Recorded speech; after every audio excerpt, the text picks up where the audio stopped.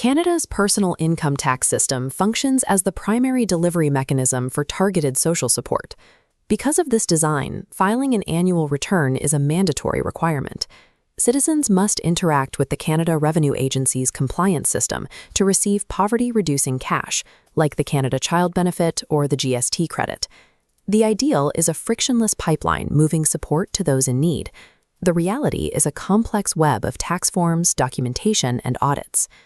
To bridge this gap, the federal government has proposed a tax-centric solution called Automatic Federal Benefits.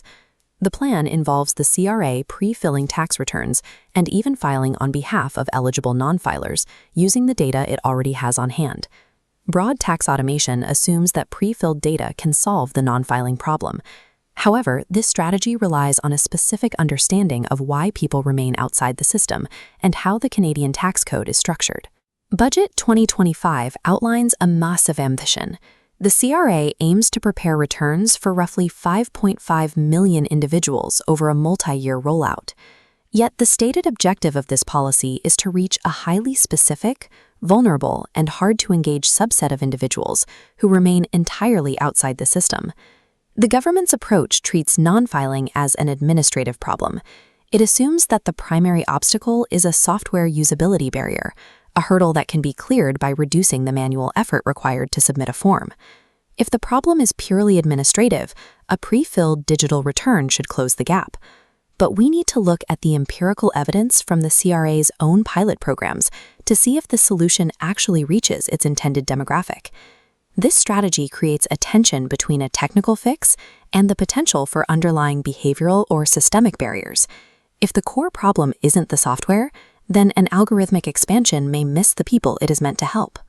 To understand why automation misses the mark, we have to look at the macroeconomic data and define exactly how many Canadians actually fail to file. This chart tracks tax filing rates over time. Preliminary data shows 94% submit a return within 14 months. But after statistical adjustments for late filers, immigrants, and dependents, the true participation rate climbs to 96.4%. That leaves an adjusted non-filing rate of 3.6%. This represents roughly 1.2 million potential filers, the target population missing welfare benefits. This 3.6% is not evenly distributed. The data isolates specific overlapping demographics, disproportionately adults under 30, housing-insecure individuals, and Indigenous peoples. Crucially, academic research confirms that low income alone is not a statistically significant driver of non-filing behavior among working-age adults.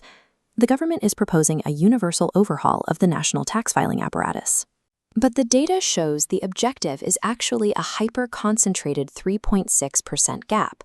We don't have to guess how this demographic will react to automated filing. The CRA has already tested it with a tool called Simplifile. In 2025, the CRA directly invited 2 million low-income citizens to use its automated filing service. Only 73,140 individuals participated, a 4% take-up rate. This is a 96% rejection rate from a pre-cleared demographic. Focus groups with low-income populations reveal the drivers behind this mass rejection.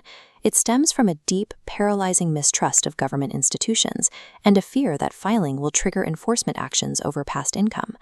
Add the realities of housing transients, barriers to proving digital identity, and anxiety over reporting casual cash. A highly efficient software interface solves none of this. Algorithmic efficiency is irrelevant when the target population's primary barrier is an absence of institutional trust.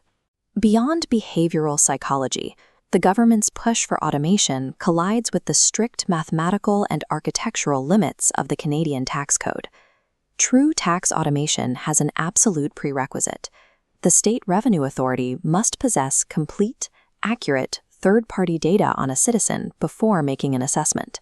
For major incomes, the CRA pipeline automatically captures employment slips, pensions, and investments, but it has blind spots. It cannot autofill gig income, childcare, or medical deductions, nor does it have real-time family and marital data required for welfare eligibility. Canada relies heavily on using its tax code to execute targeted social policy. By packing the code with specific deductions and income-tested credits, the state actively sabotages its own ability to automate data collection. When you map these requirements across the population, Only 29 to 33% of Canadian tax returns possess the mathematical simplicity required for full automation. The architectural reality is rigid.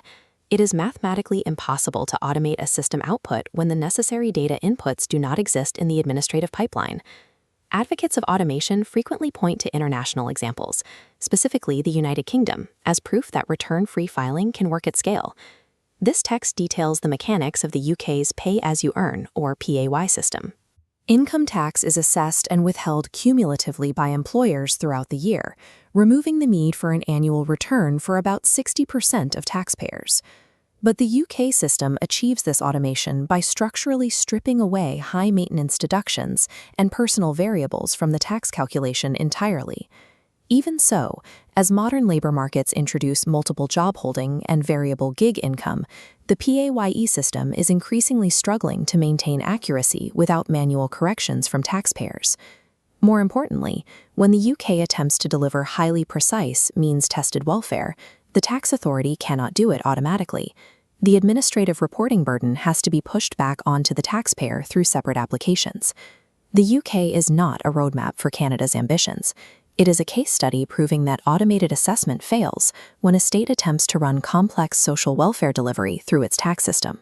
If Canada pushes forward with deemed filing, where the CRA legally files a return on a citizen's behalf, it creates specific legal and financial risks. Forcing a digital solution onto an inherently behavioral problem shifts the weight of legal liability directly onto citizens.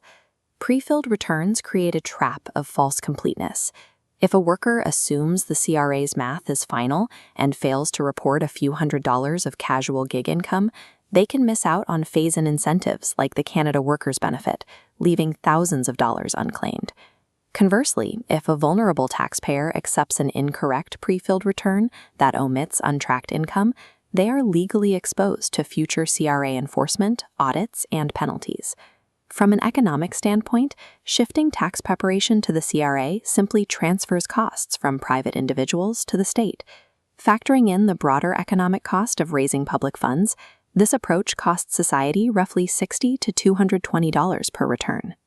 Internalizing tax preparation within the state revenue agency redistributes operational costs and legal liabilities, but it fails to cure the friction keeping vulnerable citizens out of the system.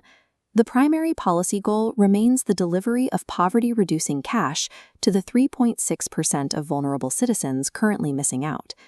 Deploying a mathematically constrained tax automation tool against a problem driven by behavioral mistrust ensures the government will miss its actual target. The alternative structural solution requires physically severing the administrative link between tax assessment and welfare delivery. Decoupling these systems allows benefit distribution to operate entirely independent of a citizen's tax compliance status. Other nations rely on dedicated arm's-length bodies designed explicitly for welfare administration. In the UK, the universal credit is managed by the Department for Work and Pensions, completely separate from revenue collection. Engaging vulnerable populations through a dedicated social services agency effectively removes the behavioral paralysis caused by the inherent enforcement threat of a tax authority. People are willing to share information to get help. They are terrified of sharing information to get audited. Universal benefit access depends on an architecture where welfare delivery operates independently of a citizen's tax filing status.